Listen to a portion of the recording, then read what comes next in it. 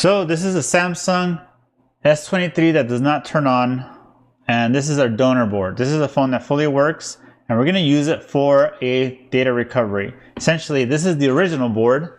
It has a previous repair attempt. Someone else tried a CPU swap, I believe just because the CPU and the UFS were removed, but I don't know if they fully swapped it or if they just reballed it. This phone was smashed really bad. You can actually see it's bent, mostly bent. So what we're gonna try is a proper CPU swap. Just based on the work I saw here, it looked like they maybe didn't know what they were doing. So we're gonna go through the process of preparing this donor board for transplanting the paired chips, which is the CPU, the UFS, the EEPROM or pin code chip. There's no RAM included with this, so we're gonna use the RAM that's on here. So those are the 4 main chips, and we're just gonna go through the full process. So if you guys wanna join these live streams as I'm doing them, make sure you guys are subscribing to my YouTube, or joining my locals community. I have put the links down below in the video description. And if you wanna see any tools that I use in these videos, I also have those in the video description. So let's go ahead and get started with this one. What we're gonna do is first take apart this phone. Actually, let's go back over here. And this is my first private live stream. So you're not gonna see this, everybody else is not gonna see this until later. But as you can see, this phone is fully working. Now, one little secret about this phone, it was actually water damaged. It was a random donor phone I had, and I needed it for this specific job. So I was able to fix it, and I've been using it, not using it, but I've had it on for several days while I was waiting for the approval. All right, so let me pop this chat out so I could see it, because, all right, let's see if anybody even joins. I'd be curious. There's a paid live stream. Otherwise, you're gonna see this later after the fact.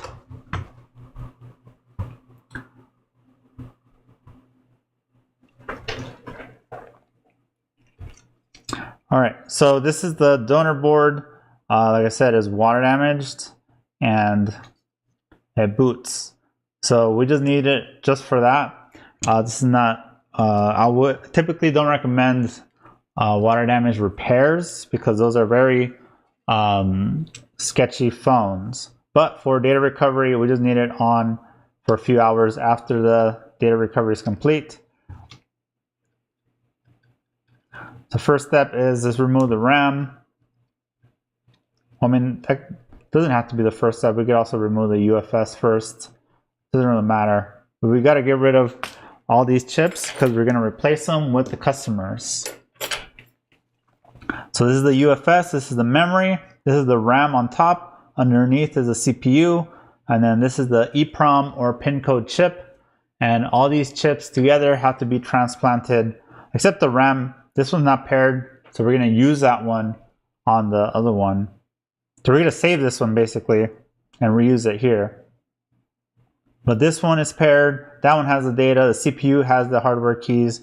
This has some more encryption in there, so all of them combined work together to protect your data, which is good and bad. It's good for the user, but it's also bad for the user if they need data, because then it makes our job way more difficult. So let me just heat up this whole thing first. And you know, I feel like doing the RAM first. Now I already removed the shield for the video.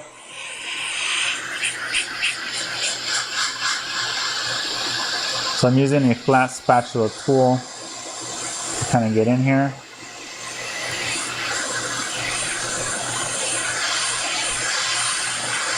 The goal is to, there's underfill here. So one thing to keep in mind is this whole process is not for a beginner to attempt. This is for people who have mastered the micro soldering skill. This is a very delicate process. If you bend the chips too much or if you scratch them too deep, you could damage them beyond repair. And in this specific case, someone already attempted it, but the chips look in decent condition. So let me save that over here. The chips look in decent condition, and this case is actually pretty sad. The owner of the phone passed away in a motorcycle accident, so the dad wants us to fix it for data because he needs the data out of it. Now, the tricky part to that is the pin code. He knows some pin codes, so we're just gonna try them all and see what happens. But you know, from my end, you know, it's a sad story, but I still gotta get paid for my work because it's not my fault if they don't know the pin code. But the customer is willing to pay regardless. So we'll see what happens. All right, so I removed the UFS. Actually, this one, while it's still hot, I'm gonna wick it flat.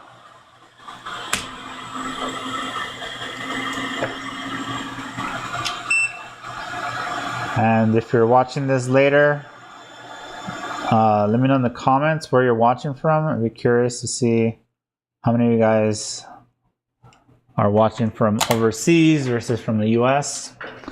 I'm also going to turn on a fume extractor, which is going to be really loud.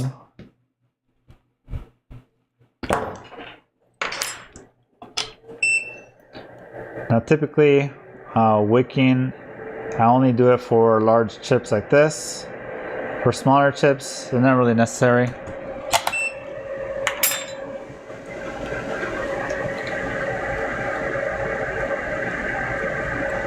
All right, got that cleaned. So now we got to think of a strategy, how to lift the CPU. In this particular case, we have to keep in mind the surrounding components. So one strategy would be to grind away the CPU, although I've technically never done it on a Samsung. I don't know if I have the time to do that. Possibly come in here. You know, some of these caps might not be critical. We might be able to get away with not. Wait, hold on. We might get away with removing them so we have an entry point. Yeah, I mean, I have some gap here as well. So let's give it a try. See what happens. I'm gonna add some flux.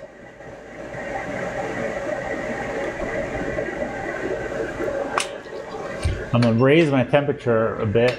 So 460.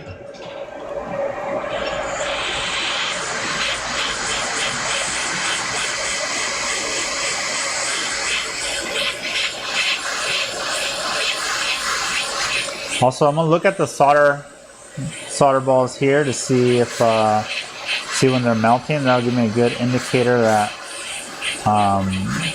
you know, the solder underneath is probably also melting. I'm gonna start trying to insert my tool. What we don't want is to knock off surrounding components because it could be critical for data recovery. Alright, so my tool is going in, and I am able to bend it enough to get some clearance. Look at that. Oh, look at that, it just came right off. Well, that was easy.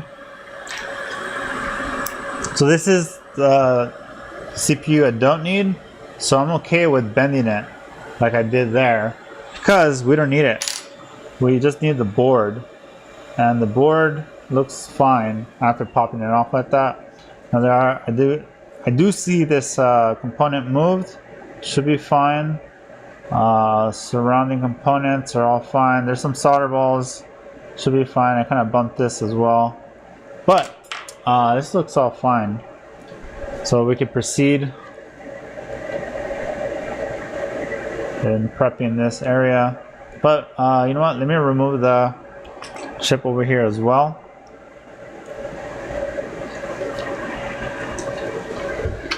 I'm gonna go back to 380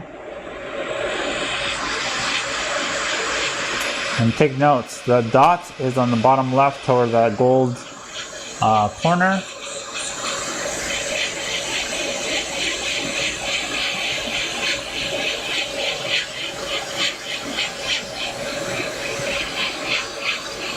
By the way, I'm using the largest nozzle.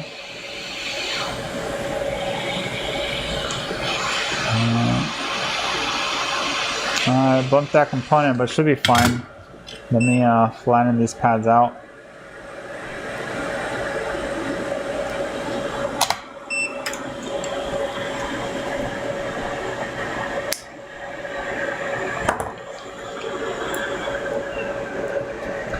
I'm gonna use a little bit of hot air to flatten them out all the way. This one specifically I do wick just because it's an awkward shaped chip and it tends to wobble a lot if you when you try to install it. So flattening it out makes it the easiest way to install without having problems. And there we go.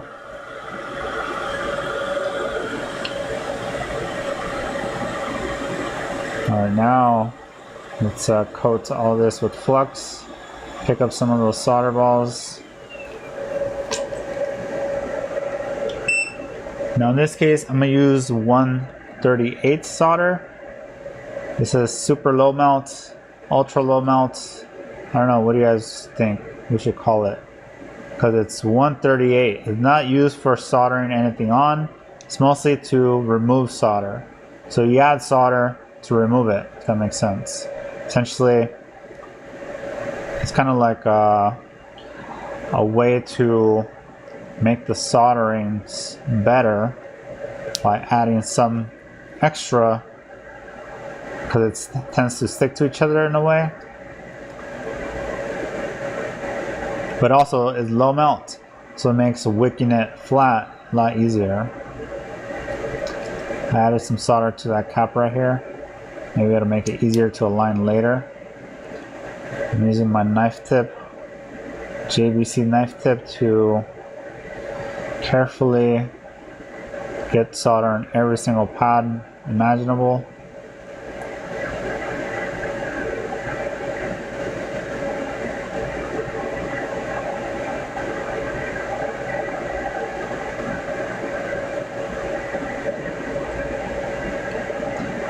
Alright.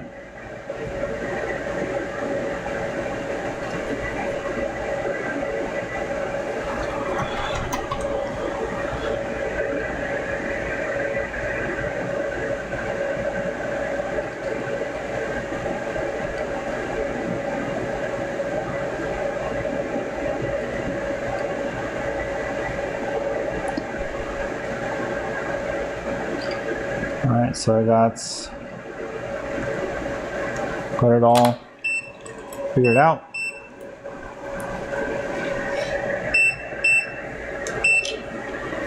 Alright, so let's now wick this all flat and essentially get rid of that 1/38.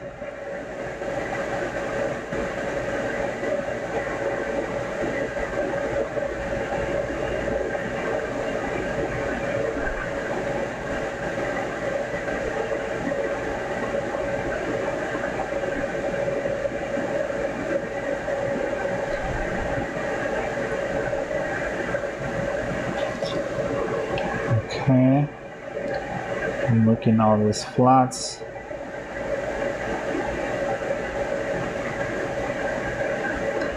Now at a certain point you'll notice that the solder is not being picked up as well. That's when we gotta clean the wick, or kind of freshen up the wick. Also you'll notice I keep rotating because we always want to have the best angle so that when I'm wicking I don't bump surrounding components. So I snipped off the edge of the wick, so now it's fresh and it should wick a little better.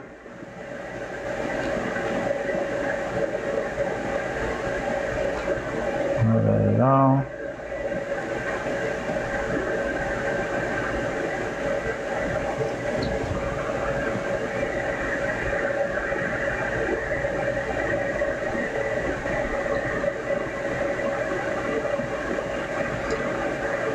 looks like I pretty much got everything.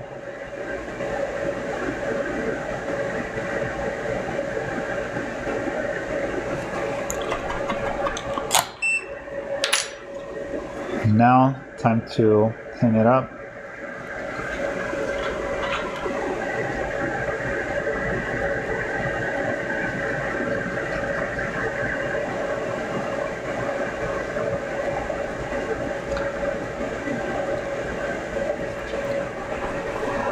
So using isopropyl alcohol, we're gonna coat all this.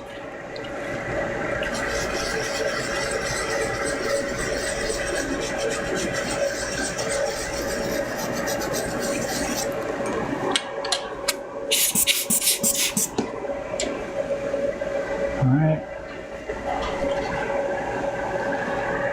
Now just to make sure I clean it really well. You know, cleaning is the key to having high success rates with these. Any little chunk of debris of anything could be part of the fault. So, cleaning it as best you can is ideal. Now, I do see some underfill on here, so what I'm going to do is go to 250 and then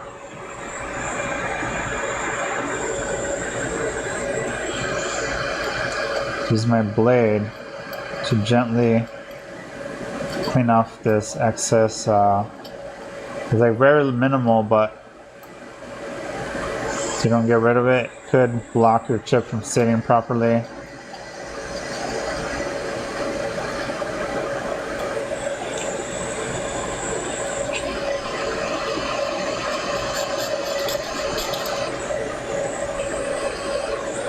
There's not that much, it's very little, so I'm just trying to be quick.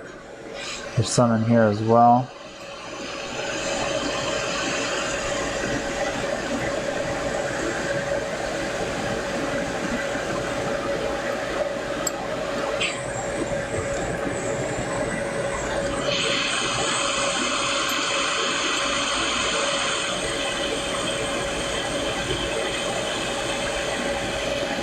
Alright.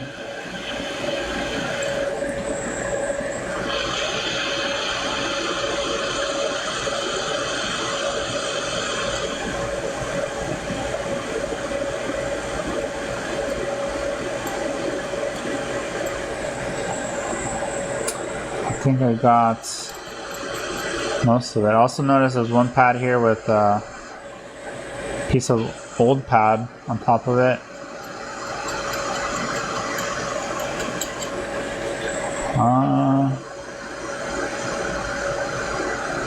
Should be good.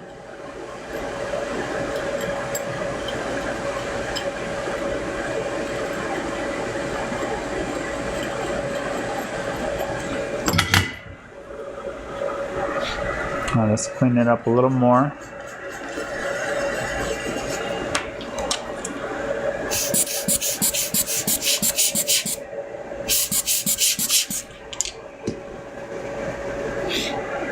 Okay, so I would say this is ready to go. Now we gotta reball the chips. So let's see.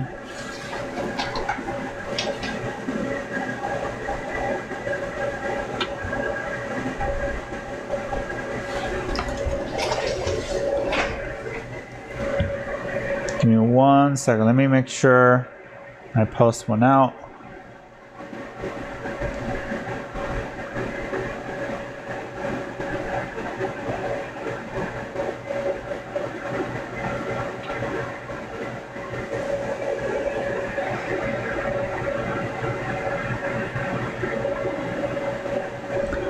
All right, so I'm gonna make a quick post.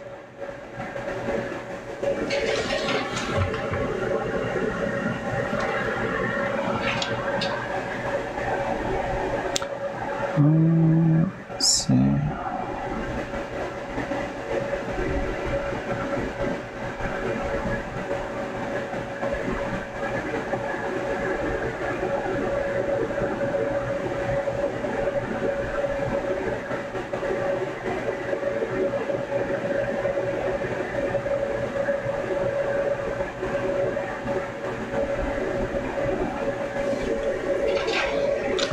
Apologies about that. All right, so that's the donor board. Is all prepped. All the pads are cleaned up. Well, there's a little bit of gunk here. So I want to make sure it's clean before I move on from this. All right, so CPU, UFS, and the pads there. Next is, let's take a look at that original board. So you saw how cleanly I removed that CPU. This one has all these components missing. There's a bunch of craziness going on there. So I don't know kind of what happened with the last shop, but I don't know. I feel like even, yeah, this board is bent pretty bad. So who knows if the chips are even still good, but that's the board. And then here's the chips. The UFS, I actually already reballed it. I believe I checked the health and it was good. Here's the CPU, which, let's see, did I wick it already? No, I haven't wicked it yet. Looks straight. So let's, honestly, yeah, I checked the health. That one's still good. So we'll put this one aside. The CPU need a reball. And then this is the EEPROM or pin code chip. We also need this one. So hopefully this is the right one. But we also have to prep and reball this as well. So let's start with this one really quick. It's full of flux, so it'll be easy for me to just kind of run my iron over it.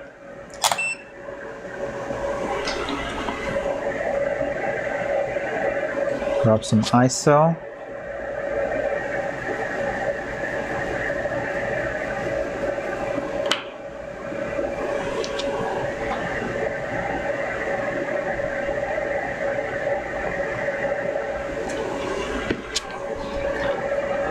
And then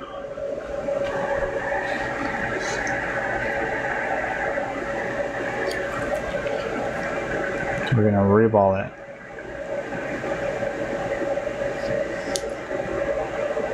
I'm going to grab the stencil, which I probably should have prepared. Let's see, S23. Oh, no. So S23 uses the SM8550 CPU, which is this stencil. I will link it. I believe it's linked in the video description already. If not, let me know in the comments. I'm going to go back to over here. And this one has the stencil for this chip. Where's it at? There we go.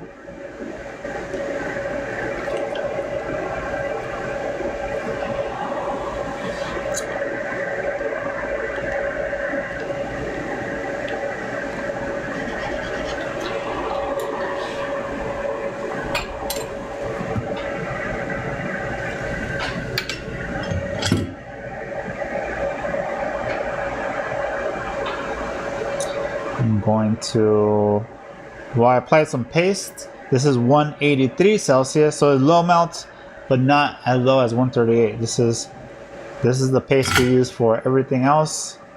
This for actually reballing and doing actual solder work that's gonna be solid. You can see it's a little off, but easy to fix. Just reflow it with some hot air and it's fixed. So that's good to go. Gotta make sure we clean the stencil.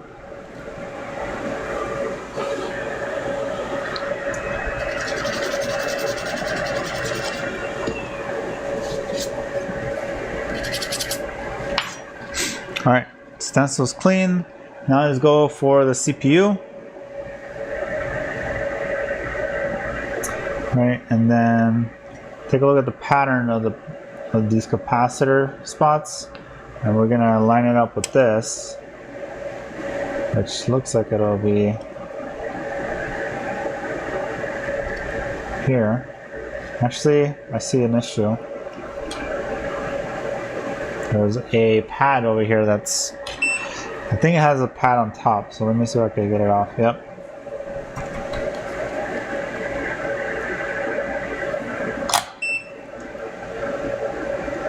I think that's the only issue I could see.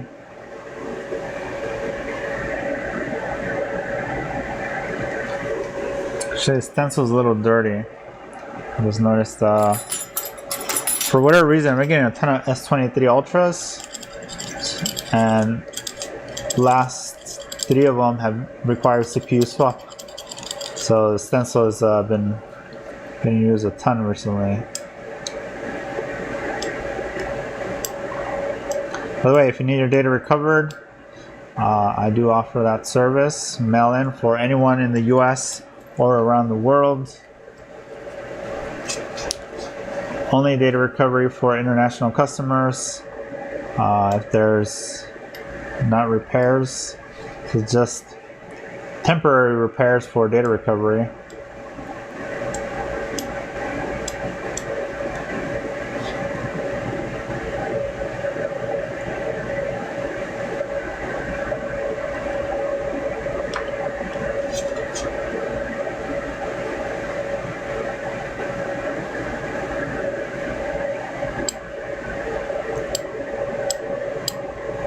Alright, I think that should be good. Clean as we can get.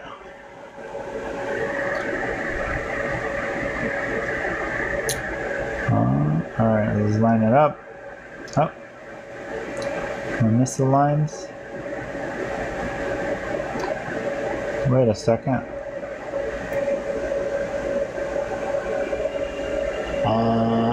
Oh, you know what? This is the S22. I'm gonna have to fix the title. My bad. All right, in that case, it's 84. Hold on, let me find it. 8450. No wonder. That was weird. I had S23 in my mind all this time. All right. Apologies about that. There we go. Oh, this stencil now needs to be cleaned.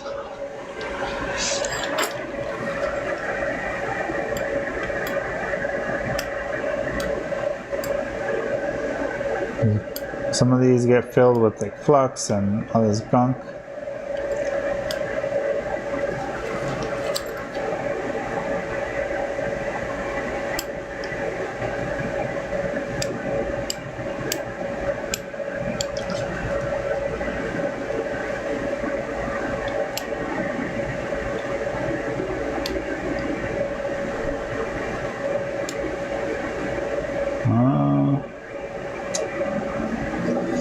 Alright, well, I think that should be good.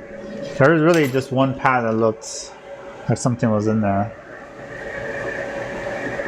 Let's try it now. And keep in mind, these are 2D stencils, meaning just a flat metal like sheet that has a cutout for the pads, versus a 3D stencil, which is kind of like an assisted design. So if you have trouble reballing, it helps prevent the chip from sliding around. This one's 2D. It'll slide around if you don't know how to control it. So this is only for advanced techs.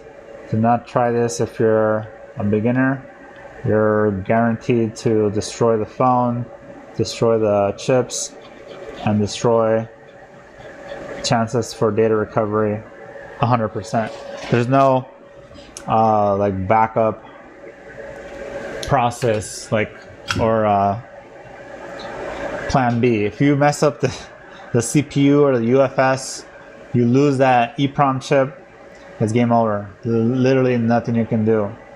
I mean, technically you could get a supercomputer and have it learn to, or program it to decrypt user data. Basically each file is encrypted with a unique key.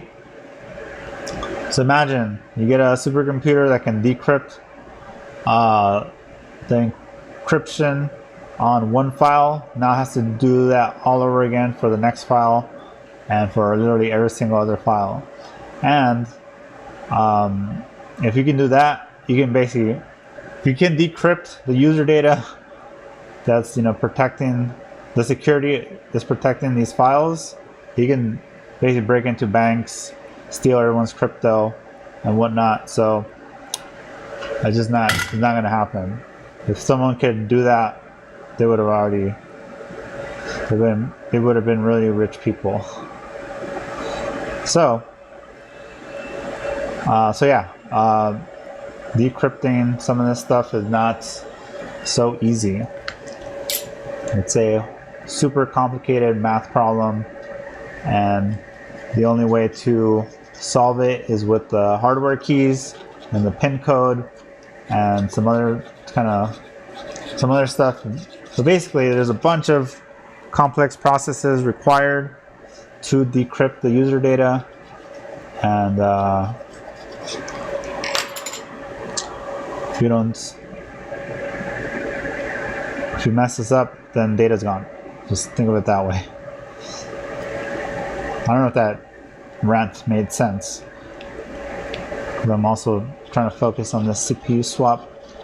So what happened is I reballed it, but some paths didn't come out as I wanted. So now I shaved them down and then reballing one more time. This is a technique whenever you mess up your reballing process, and it works really well.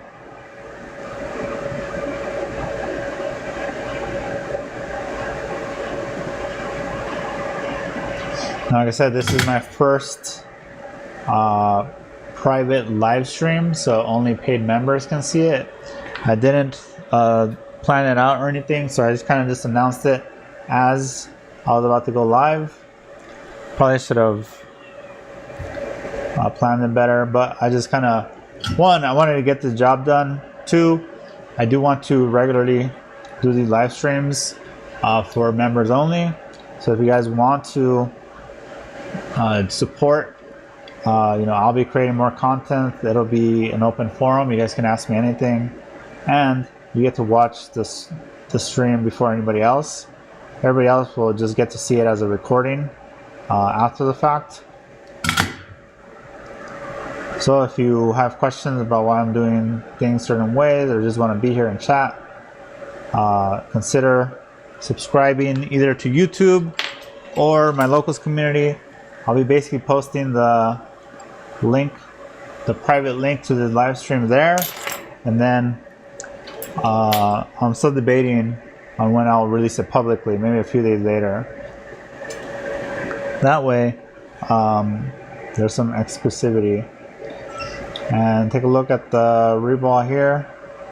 I say it looks pretty good. I'm going to reflow it one more time. Oh, there's one solder ball missing. I need two actually. That's fine. We'll just repeat the process again. Actually, let me try to clean it.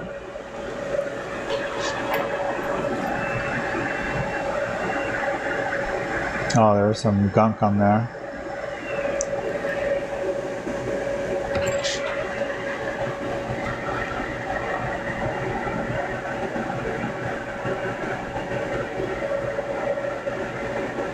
Alright, give me 1 second.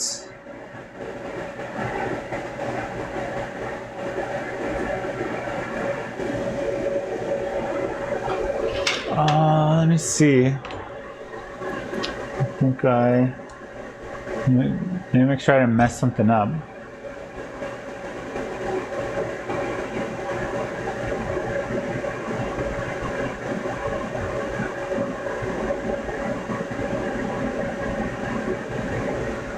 Alright, that's good.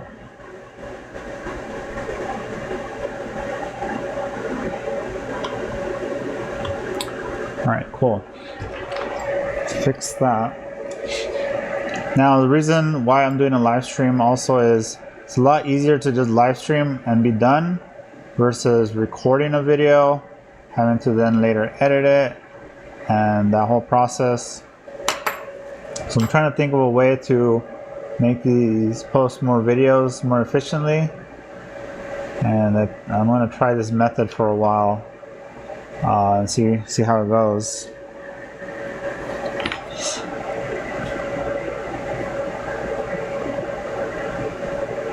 I'm trying to see if I can spot why some of those solder balls didn't take. Let's go ahead and clean this up. So just ISO.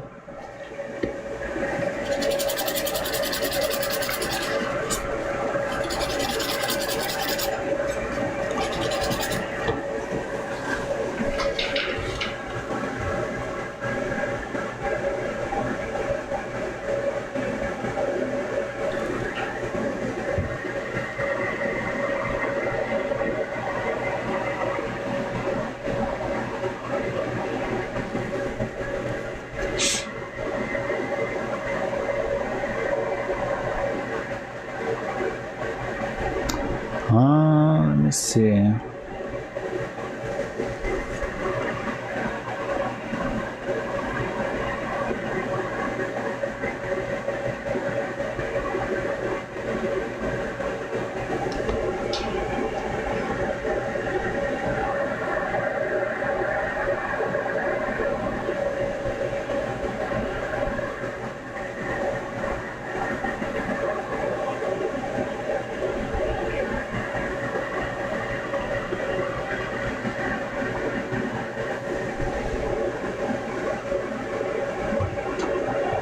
One second, apologies about that. I'm checking something over here.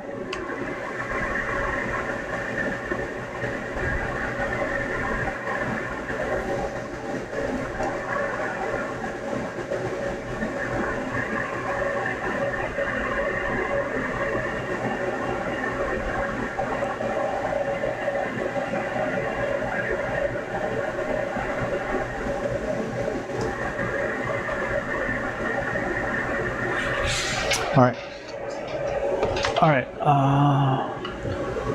Now, downside to the live streams is we have just me running all this, so it can make it a little tricky if I'm trying to do something while the stream is going.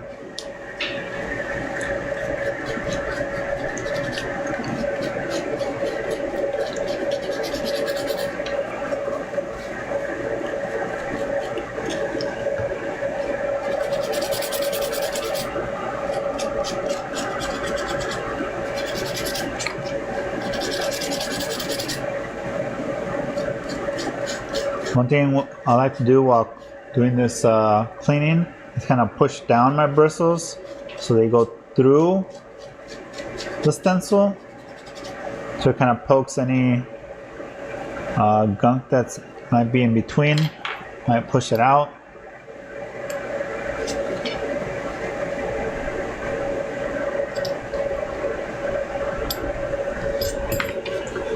All right, let's bring back the CPU. Now let me clean the CPU, get rid of that flux.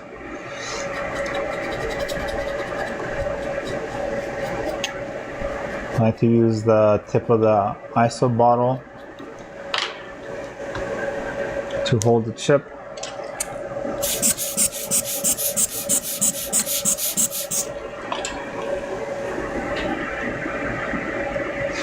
Alright, let's give it a try now.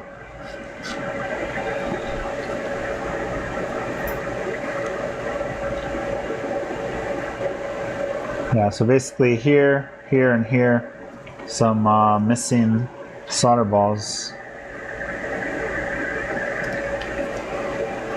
And because we're going to reball again, I have to shave it down so that when I apply the paste, is applied evenly. So using my sharp blade.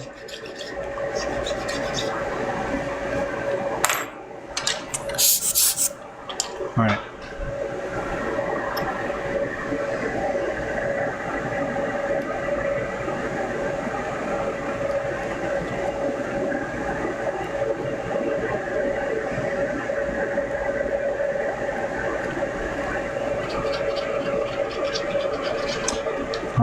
So I apply the paste.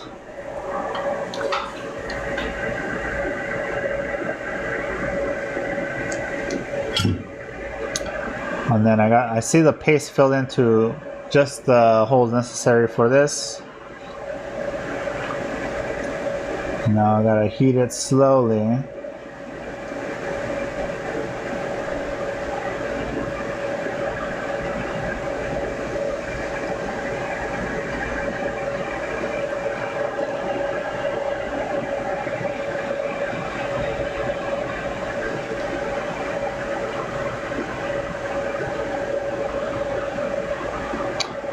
So heat it. This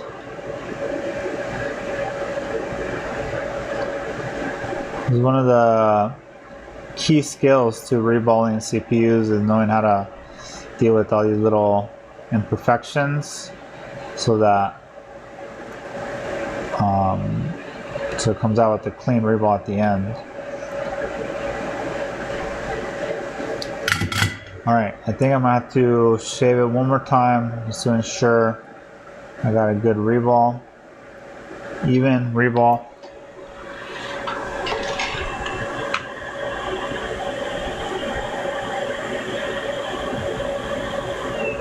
And let it cool down.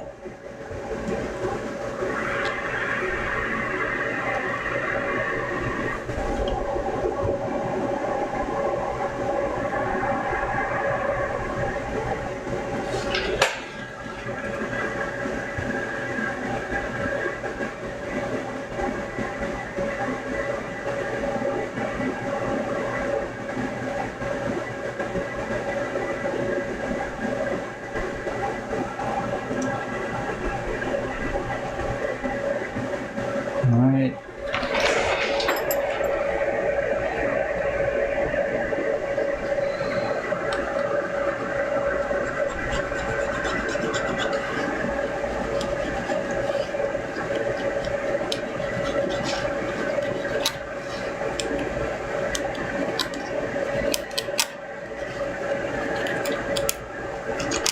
Let's shave this down.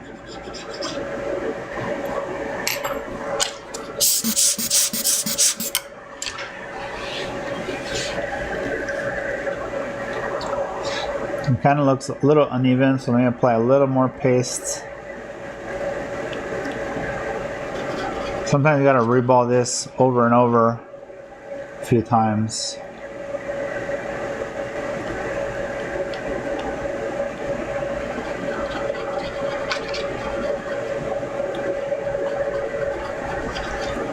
Alright. And then also let me wipe it down.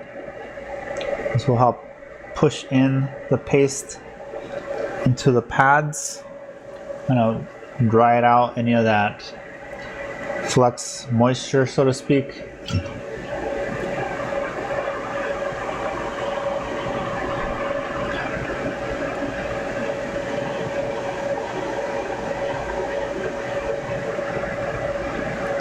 Also, I'm curious, let me know in the comments, what do you guys think about my audio? I did adjust some of the settings, and I don't know how much better it is. I really wish there was a better fix to my audio problems. Also, if you guys are signing up and supporting the channel, it will help with the new computer I want to get. It is specifically a high-end computer for all this like video production work I do for the channel. So, and also helps with data recovery job. So it's like dual purpose.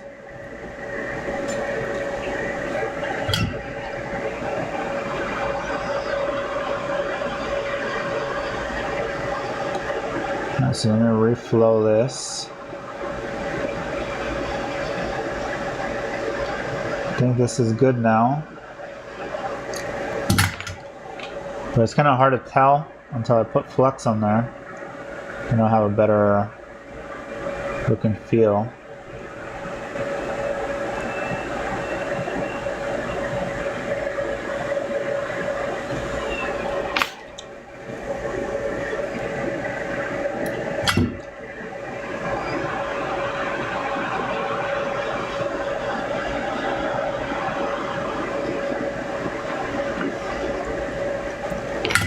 There's like a little hair down here I want to get rid of before I go any further.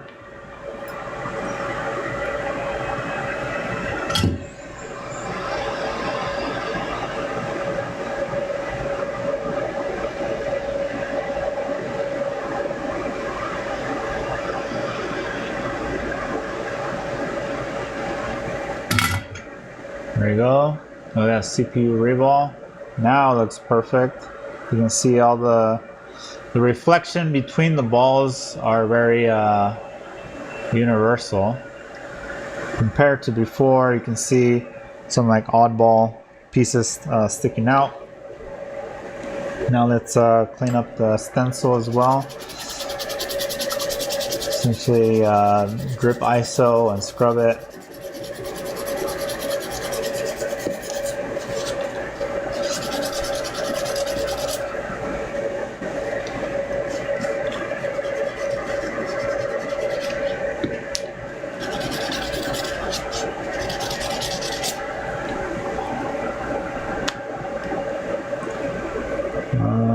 Let's see.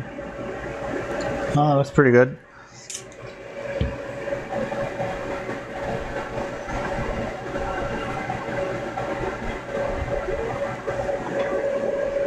Alright, next step is the RAM.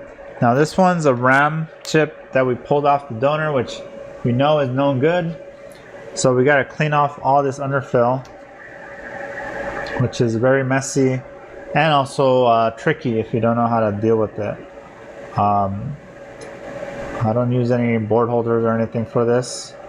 I just use my iron and that's it. So this knife tip on the action is so nice. Well, it's a JBC tip, and essentially it acts like a hot, what is it called? Spatula, I guess? Scraping tool.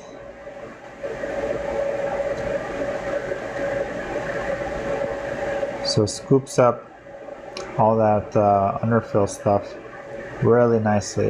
The Hakko iron did not have a knife tip available like this in this size and with this type of performance. So pretty much once I got this action and I saw how well it worked, I stopped using my Hakko altogether. So you guys, some of you guys out there are still using Hakko, just wait till you try one of these.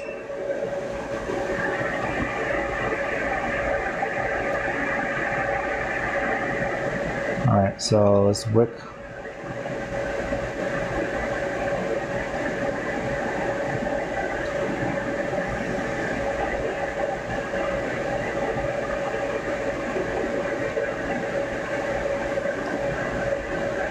Alright. Now you'll notice some of the pads are essentially grayed out. That's because they're oxidized and they won't take any solder. It's essentially they have a layer of gunk cooked on top of it. And let me change my Q-tip.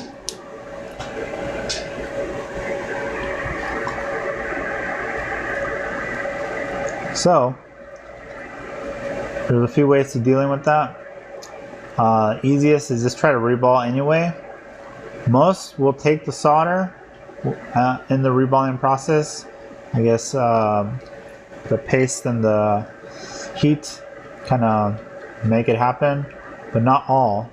So in those cases, you might have to scratch the pad a little bit to expose some of the surface.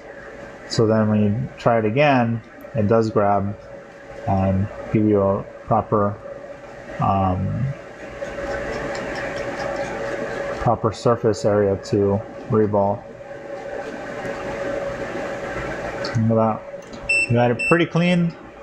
This should be clean enough to reball. Let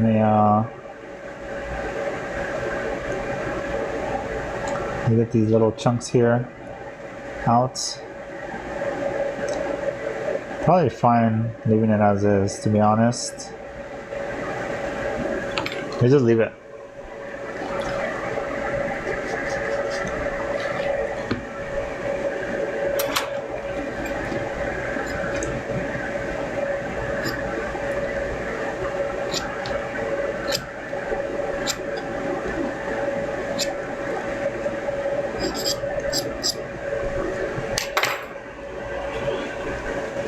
All right.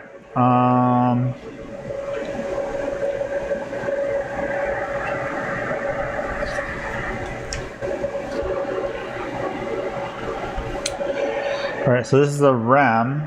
So there's a RAM cutout for stencil on here as well. The same stencil we use for the CPU. Now my paste is running out. So let's see if we can get away with using this. Now one downside to the action, I'm assuming the JVC doesn't have this. No, it's basically a JVC clone. The action beeps randomly, like it doesn't detect the iron in the stand momentarily. So it'll randomly just, like I'm not even doing anything and it's just beeping, like it's being picked up and being placed down. I don't know what causes it or triggers that, but honestly, I'm fine with it.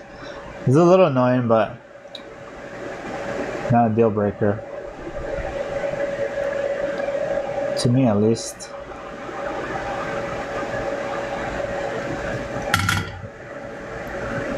Alright, let me shift this over a little bit. I slightly messed up reball. I can see 3 pads here. Oh, they're dirty.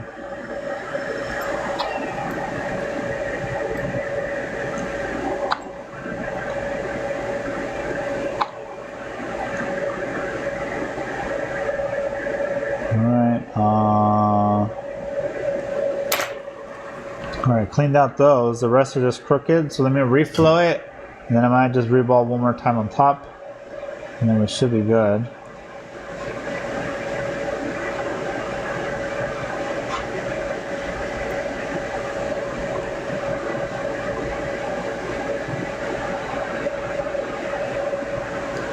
Now it looks like every pad took, except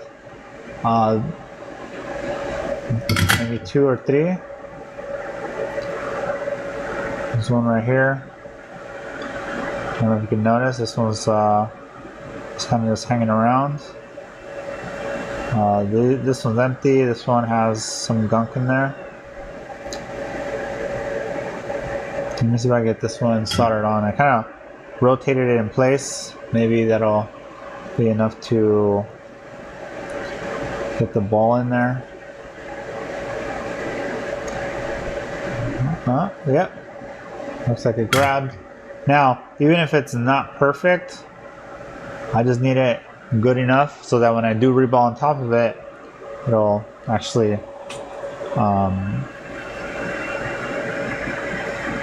grab the second time much better. I'm gonna reflow this as well. Just wanna make sure it's has a nice solder joint.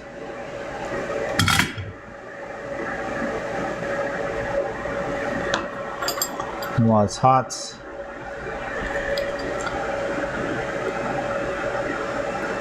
there's like pieces of underfill gunk in here.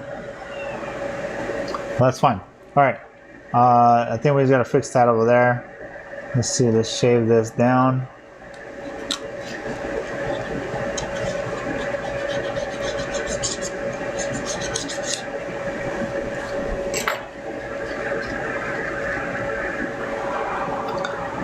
Let's apply some more of this old paste that I probably should redo. But I think we're like, this is pretty much the last thing out of reball, so I'm just being lazy.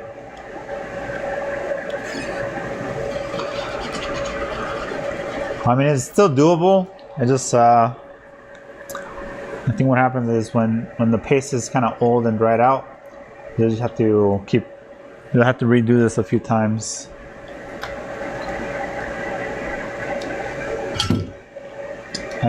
I know, camera's offset. All right, there goes.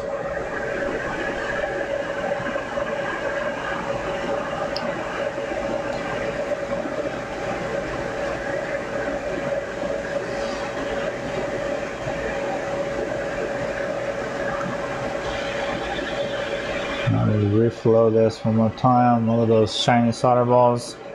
Make sure you guys comment shiny solder balls down below to let me know you have made it this far into the video.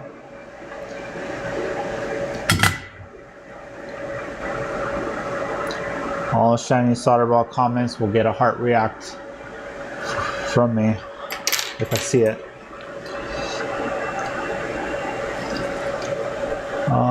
Oh, there's another weirdness here, but I think we should be fine.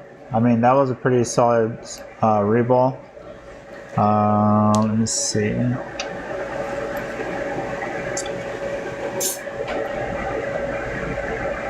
Oh yeah, some gunk. That's why I wasn't reballing properly. Oh, alright. Let me clean it a little bit then.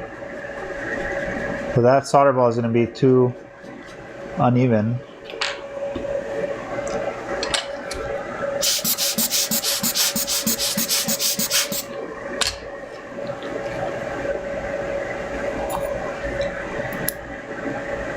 Let me reflow it.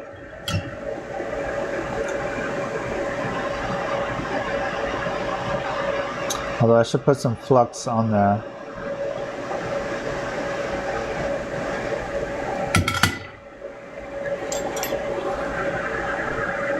Which one was that?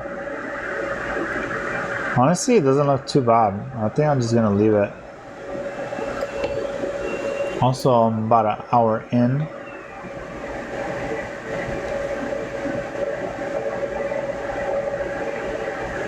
This video is mostly an experimental live stream.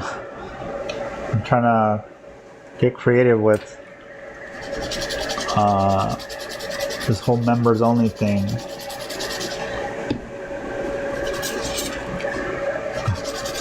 Gotta come up with a plan and execute it.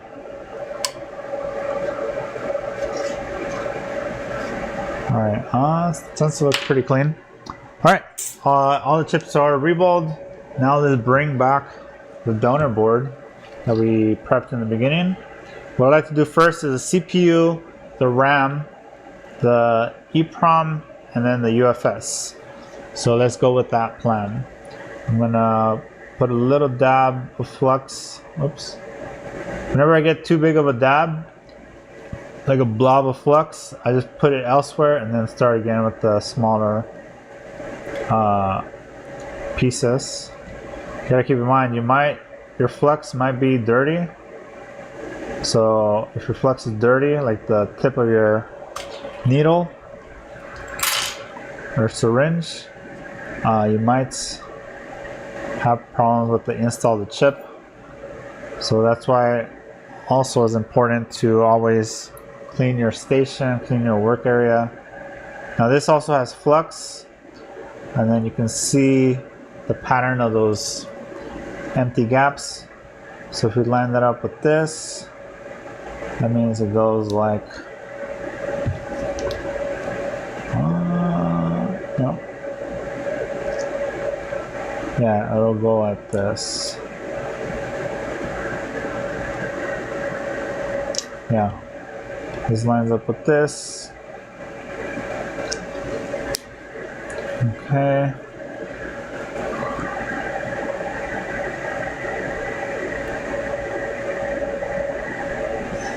All right, let's go with 360 and low airflow. And make sure you press the chip down a little bit at first, so it's not just floating on top of the flux. There's actually making contact, so when it does heat up, it just melts straight down.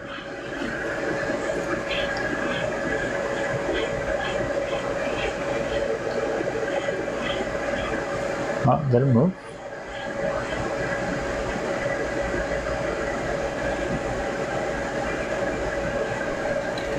I think it moved a little bit. Let me bump it.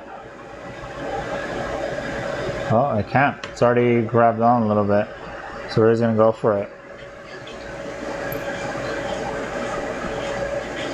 I'm gonna keep heating. Now I am going a little further away. I want to slow down the heating process. So that's when the CPU will move. And if it moves too much, the pads are gonna mess up underneath, and then you have a messed up installation.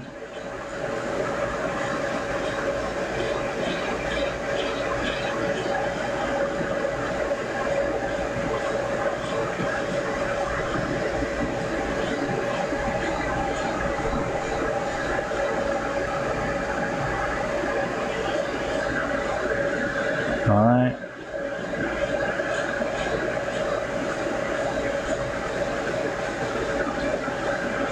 Alright, now I'm getting closer.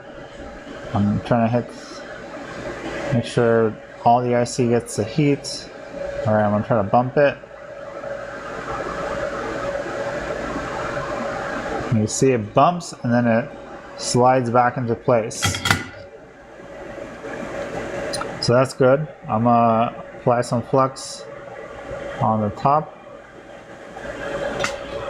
I'm gonna get the RAM.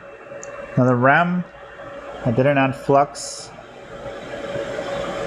And also the orientation dot is right here. There's like a little arrow on the CPU.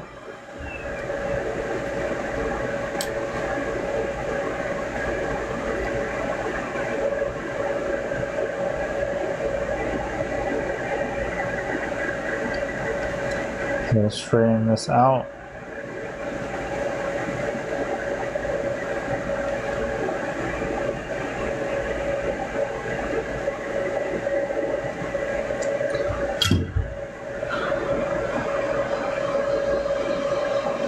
Now we're going to heat this to install it.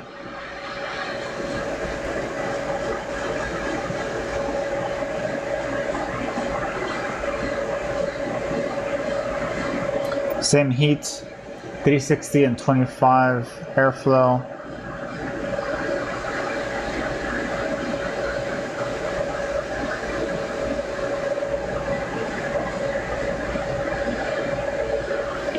Alright. Because I probably didn't have enough flux on there, I'm going to just kind of inject flux. Since it's hot, it'll kind of just suck it in place. Alright, let's try again.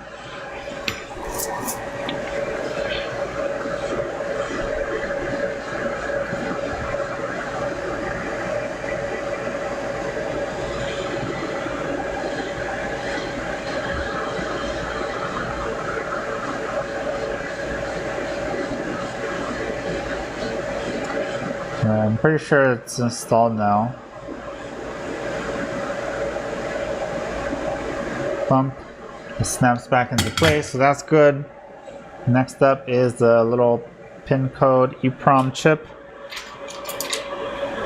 Remember the little dot was towards the arrow. This way? Nope.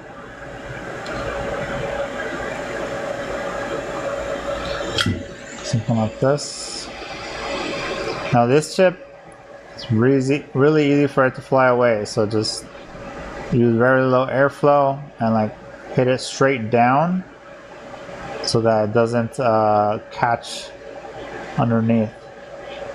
And you can see right now it's like bouncing around, so I mean that it's installed. If you were to hit it with hot air at an angle, what will happen is the air will go underneath the chip and actually fly away. And basically that's like one of the only chips that ever flies away when you hit it with hot air because of the shape. It's like a really oddball shape. The pads are very far, like very deep in the center relative to the side, the body of the chip. So it's like a wide body with, think of it like somebody who has a big body and skinny legs, kind of like that. So when the wind catches it underneath, it gets lifted up and flies away. So very easy to lose.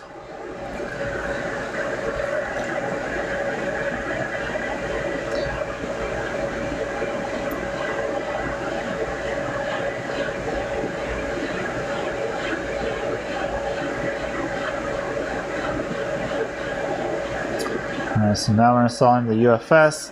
The orientation dot is the extra pad in the middle. You don't really need an orientation dot. Just look at the patterns of the pad.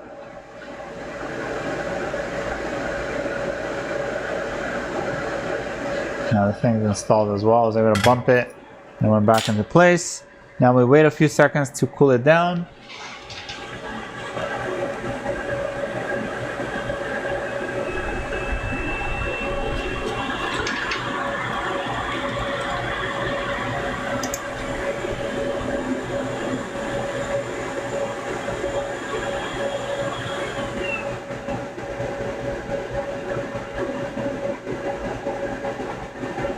Alright, so just give it a little bit to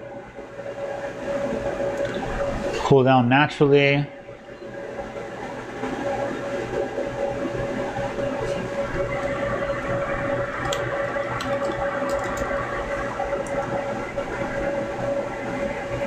Alright. Now it's been a good amount of time. So now I'm going to drop some ISO and scrub it down. Also, I just got a new fan. This one's pretty cool. It's a tool, has a light and 2-speed fan. So you can use it to blow on stuff to cool it down, or as a mini fume extractor. So what I like to do is just kind of hold, it has a stand too, so you can angle it to like aim down at your board. And it's really useful for cooling down board.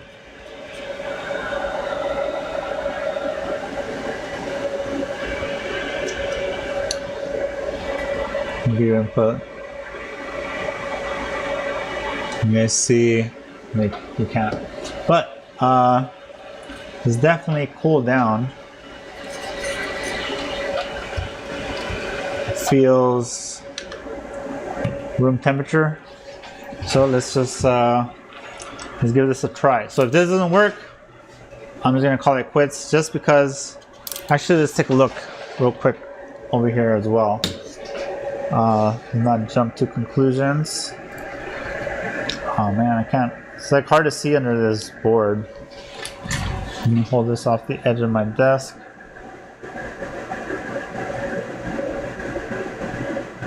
I don't know, can you guys even see those solder balls under there?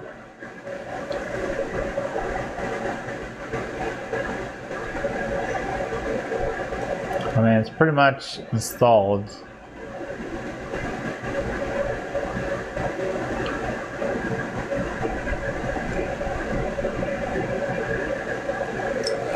So let's see. Alright, let's pray to the solder gods and hope this worked.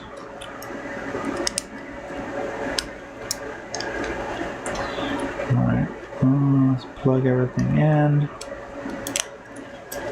Also like to plug in the back plate and had a screw over here to kind of hold the board into the housing. Otherwise everything's flopping around. Here's my USB meter. And the moment of truth.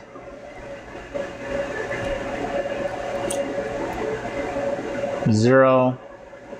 So USB meter charging at 5 volts and 0.025 amps. Although sometimes on these CPU swaps I give it a good amount of time before I assume it's not working. Also, I'll like to press the power button. This was a fully charged phone as well, so that battery in there is charged. Let's also, sometimes I'll spam the power button Sometimes it'll like jump start it or kick it on.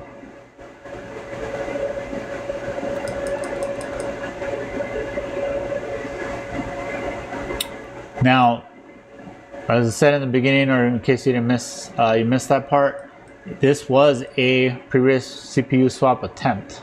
So there's always a chance this was a dead case or like no fix to begin with, and that's why customer had no luck with it. They took it to somebody else that destroyed it, and now it's game over. Or the original damage killed the CPU or something.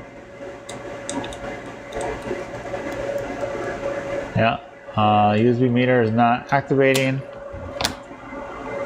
Let's see if we can do some quick diagnostics on this. Although, being that it's a CPU swap, pretty much anything can be at fault. Let me just reseat the battery. Try one more time.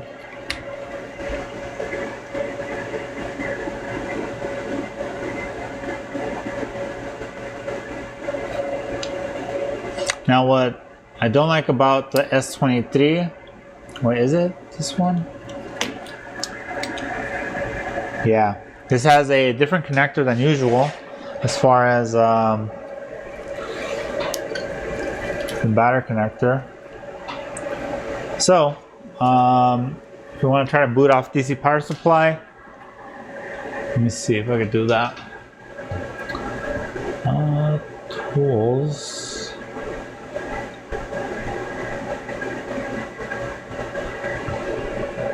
Let's just try a power supply really quick.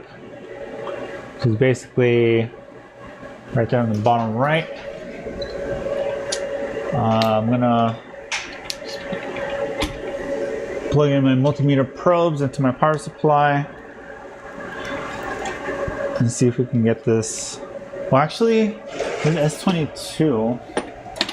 I wonder if my boot cable. I have S22. I think it's S23 that has a weird connector. Oh, this plug-in. Never mind. We don't need all that. We can use my DT880, which is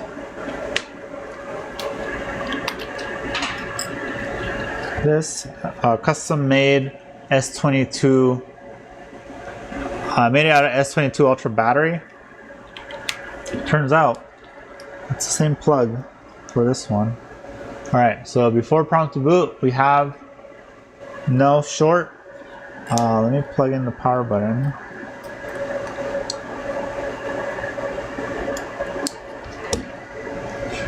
Now, what I don't like about this is how easily it pops off.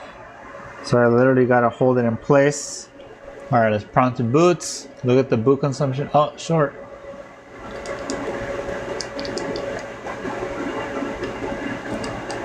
Yeah, see, 500 milliamps is a short. So I think I'm gonna end the live stream for now. I'm gonna check to see maybe the CPU is shorted. If that's the case, then data is not recoverable. I believe this phone was in that motorcycle accident, which unfortunately the owner did not survive. And this is the goal of the data recovery, is to fix the phone for the dad of the owner. So I do appreciate everyone who has watched this video. Looks like nobody really joined the live stream, but make sure you guys are subscribing to the channel. Check out all the links down below in the video description. And if you guys have any questions about any of this, drop it down below in the comments, or join the Facebook group that is for repair technicians who want to learn how to solder and have questions, troubleshooting, and all that. Get yourself one of these t-shirts like this one, and make sure you become a VIP member. So all the links down below, and make sure you guys keep up with what I'm doing, because I'll try to set a real schedule for these live streams so you guys can know when to tune in and join them. So thanks everyone for watching. I'll see you guys in the next one.